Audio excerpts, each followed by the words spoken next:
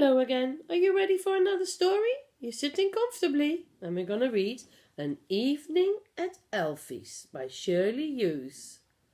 It's about a little boy whose mummy and daddy going out, and he will have somebody looking after him for the evening. Here we go. One cold winter's evening. Look, the snow is there and it's cold, and the moon has come out. Alfie and his little sister Annie Rose were ready for bed. There he is with his Noah's Ark toys, and Annie Rose in the cot, in their dressing gowns, ready for bed.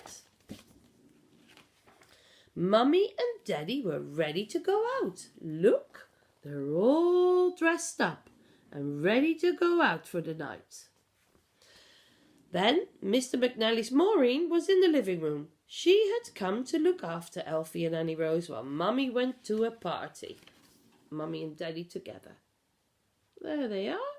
And she's the babysitter. There. And there's Alfie.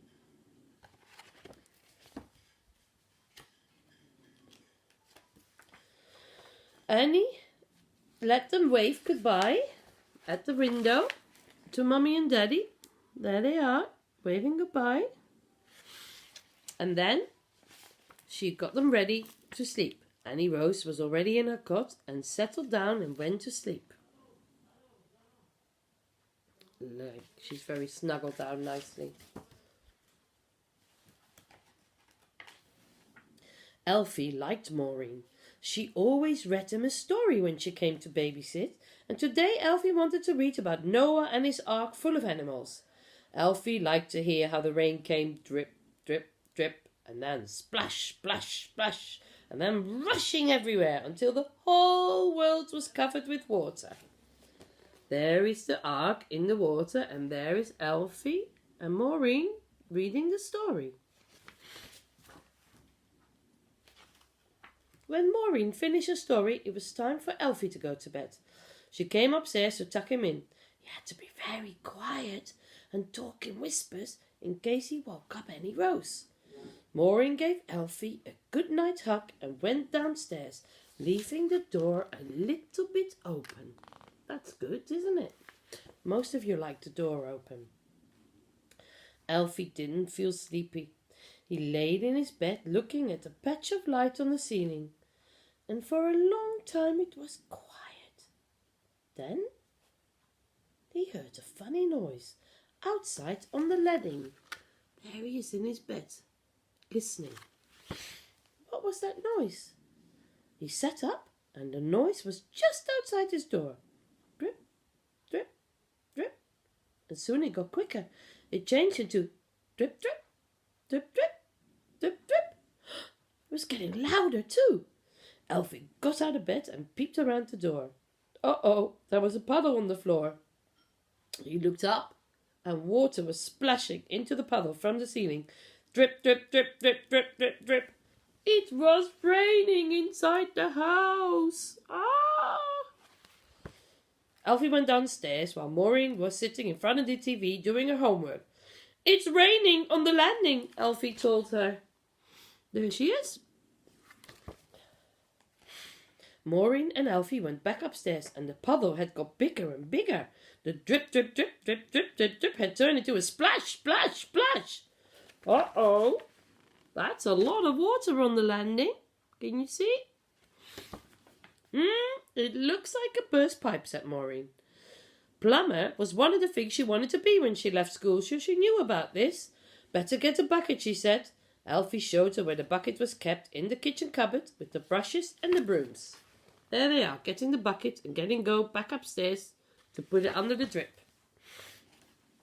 But now the water was dripping in another place as well, and Alfie and Maureen found two of Mummy's big mixing bowls and put them under the drips too. There they are, running around, trying to catch the water. Maureen got onto the phone to her mummy. Quick, quick, Mum, come and help us. The McNallys lived just across the street, and Mrs. McNally came in just a moment. Oh dear, it's ruining your mother's floor, cried Mrs. McNally. You better fetch some floor cloths, Maureen. There she is with her mummy. looking at the mess it's making. Just then Annie Rose woke up and began to cry. Wah, wah, wah. Shh, shh, shh, said Mrs. McNally, bending over the cot. But Annie Rose only looked at her and went, wah, cried even louder. Who is that, she thought. What is that strange lady doing in my bed? Mrs. McNally ran out to the landing. She and Maureen tried to mop up the water, but now the drips were coming in lots of different places. Splash, splash, splash. Oh, we ought to turn the water off from the main, said Maureen, but I don't know how to do it. I think I'd better fetch Daddy. There they are, trying to clear up the water. And Alfie is starting to play with the boats into one of the basins. That's quite funny. What happens next? While she was gone, Mrs. McNally mopped and emptied, brimming full of bowls, and in between mopping and emptying she ran to try and comfort Annie Rose. But Annie Rose just went on crying and crying, and the drips on the landing came faster and faster. Oh dear, what a mess and what a muddle they are in. Now there were lots of puddles on the floor. Alfie paddled in them for quite a while. It was fun, but the water was very cold, and he thought that soon perhaps the whole street would be covered with water, and they would all float away in a boat like Noah's Ark, just like the story he had read at bedtime. There's a little ducky too, can you see that? There? Soon Maureen came running upstairs with Mr. McNally close behind her, wearing his bedroom slippers. Well, what's all this then, said Mr. McNally, looking at the water pouring down the stairs. There they are. He put his head around the bedroom door.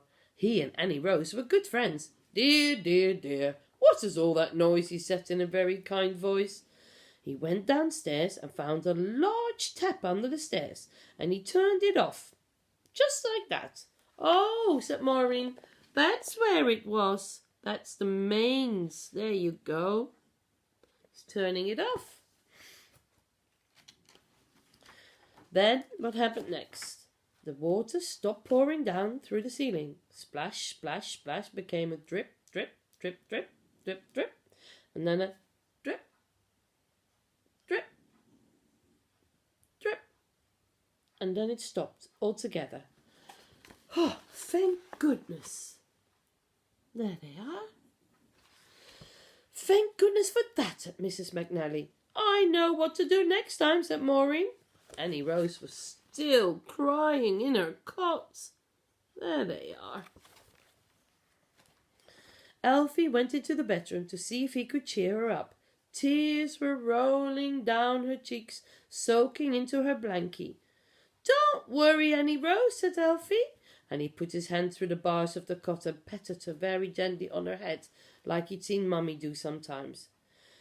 There he is. He's such a good brother, isn't he? Helping his little sister like that. What a good boy. Annie Rose still wore nappies. I think Annie Rose is wet, said Alfie to everyone. And her bed is wet too. I expect that's why she's crying. Why, so she is, poor little mite, said Mrs. McNally.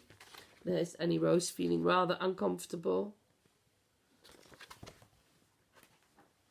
When Annie Rose was all dry and comfortable again, Mrs. McNally put her on the living room sofa with Alfie, and tucked a quilt around them. Then they gave them both a biscuit, and the others had a cup of tea while they were having a rest.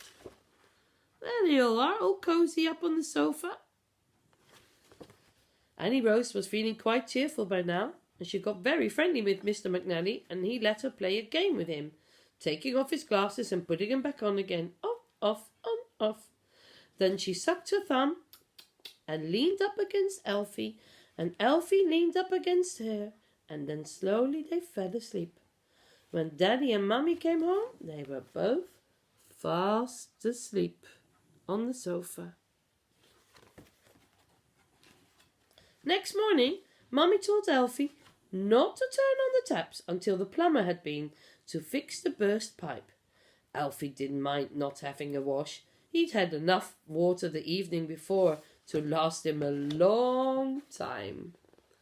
And there he is with his Noah's Ark, playing in the water that was left from last night.